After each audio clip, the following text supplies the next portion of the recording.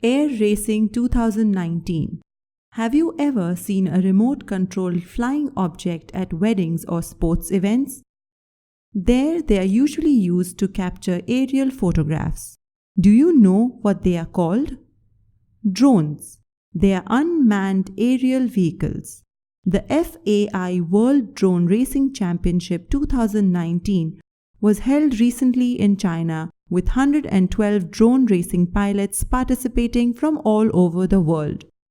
Drones have been used by the military since decades, and now modern drones are used by civilians for aerial photography and product delivery.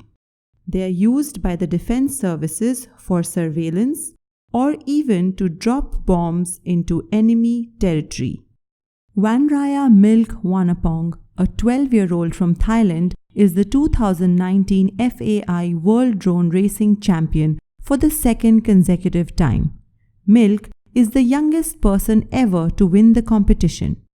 Drone racing is one of the fastest growing air sports in the world.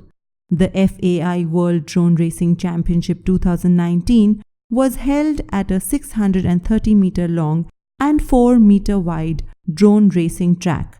There were 14 different kinds of obstacles and 25 flags including bridges and tunnels.